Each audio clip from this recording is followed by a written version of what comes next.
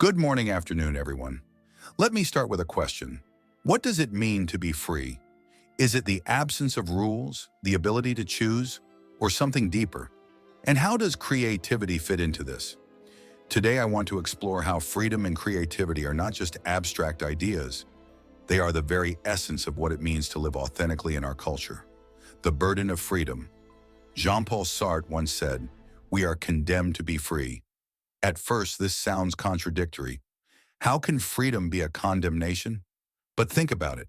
Every day we're faced with choices: what to do, who to be, how to live. And with that freedom comes responsibility.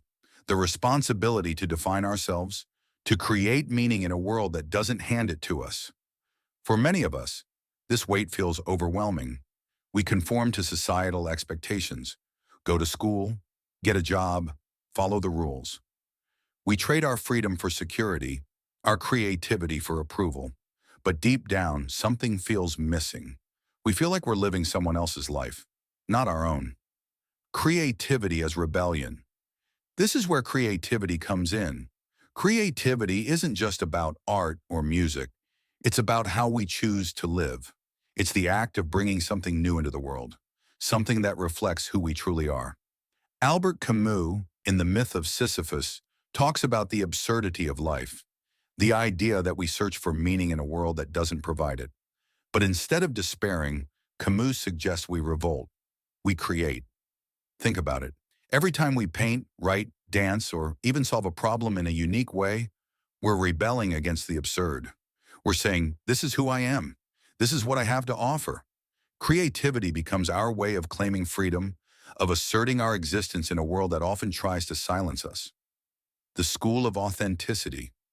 But how do we learn to live this way? How do we rediscover the creativity we often lose as we grow older? I think the answer lies in how we approach education and culture. Imagine a school where children aren't graded or ranked, but encouraged to explore, to experiment, to make mistakes. A place where creativity isn't a luxury, but a way of life. In such a space, freedom isn't just about choice, it's about connection. When we create together, we build a culture that values individuality and collaboration.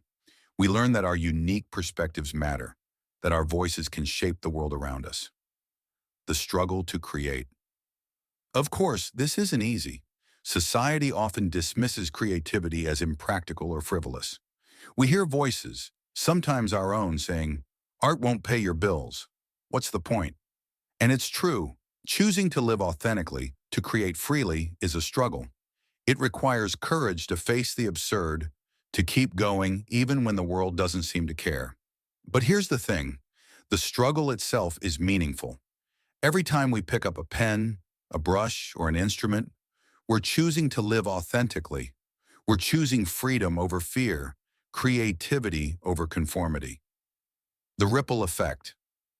And when we make that choice, something incredible happens. Our creativity inspires others. A mural on a blank wall becomes a gathering place. A song written in solitude becomes an anthem for a community. A story shared becomes a bridge between cultures. This is the power of authentic human existence. It's not just about us. It's about the connections we create, the culture we build together. When we live freely and creatively, we give others permission to do the same. The cycle continues. So how do we start? It's simple but not easy. We begin. We make a mess. We take risks. We embrace the uncertainty of freedom and the joy of creation.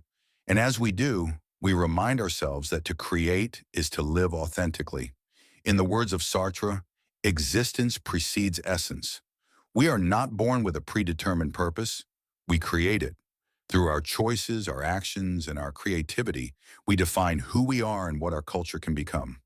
Thank you.